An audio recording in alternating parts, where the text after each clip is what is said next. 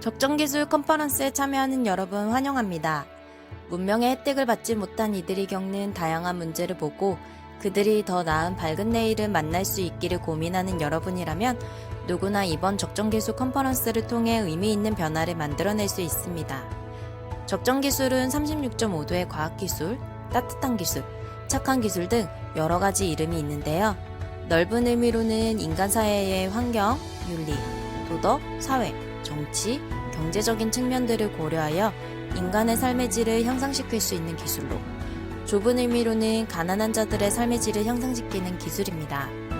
TV, SNS, 인터넷 뉴스를 통해 많이 보았을 텐데요.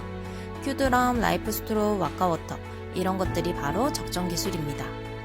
적정기술의 원조는 인도 정치 지도자이자 운동가인 간디의 비폭력 저항 운동의 시작으로 이해하고 있습니다. 이 운동은 저소득계층의 경제적 자립을 목적으로 시작되었는데요. 영국으로부터 수입되는 직물들이 겉으로는 인도 사람들의 의복의 질을 개선시키지만 실제로는 인도 섬유 산업을 황폐화시키고 있다는 것을 알게 되었죠. 그래서 간디는 경제적 종속에 저항하여 물레를 돌려 실을 만들어 천을 짜는 운동을 시작했습니다.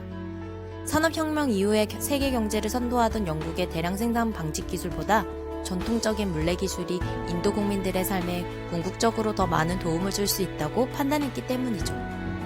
1960년대에는 영국의 경제학자인 슈마허가 출간한 작은 것이 아름답다에서 제안한 중간기술이란 개념이 그 이후에 적정기술로 발전하게 되었습니다.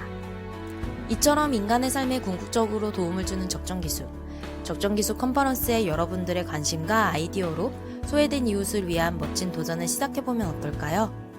지금부터 어떤 과정을 거치는지 한번 알아보도록 하겠습니다. 1. 공감하기. 문제를 정의하는 단계입니다.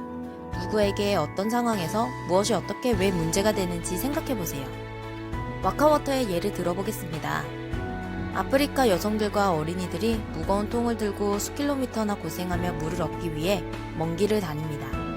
이렇게 퍼가도 물이 모자라서 많은 아이들이 오염된 물을 마시거나 오염된 물 탓에 장티푸스나 콜레라 같은 수인성 질병에 걸려 20초당 한 명씩 죽어가고 있네요.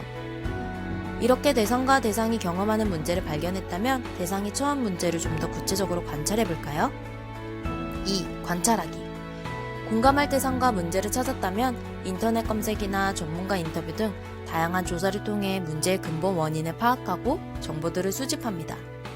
다시 한번 와카워터의 상황을 볼까요? 수킬로미터나 걸려 물을 기르러 가는 이유가 무엇일까요? 아프리카는 강수량도 적고 수도시설이 많지 않아요. 그 이유는 원조를 받아 수도시설을 짓는다 해도 유지, 보수, 운용 비용을 감당하기가 힘들기 때문이죠. 그래서 어쩔 수 없이 많은 시간이 걸려도 수킬로미터를 걸어 수도시설이 있는 곳에서 물을 길어오는 겁니다. 3. 해결 방안. 어떻게 이 문제를 해결할 것인지 해결책을 제시하고 아이디어를 구체적으로 이미지화하는 단계입니다. 와카워터는 특별한 기계 장비 없이도 일주일이면 만들 수 있게 고안되었습니다. 싸고 주위에서 쉽게 구할 수 있는 재료로 만들어 설치하기만 하면 물을 얻을 수 있죠. 간단한 청소만 해준다면 유지와 관리가 쉽고 친환경 재료 사용으로 환경오염이 없습니다. 자, 이제는 여러분들의 톡톡 튀는 아이디어로 소외된 이웃을 살리는 따뜻한 적정기술에 모두 동참해보면 어떨까요? 여러분들의 참여를 기다리겠습니다.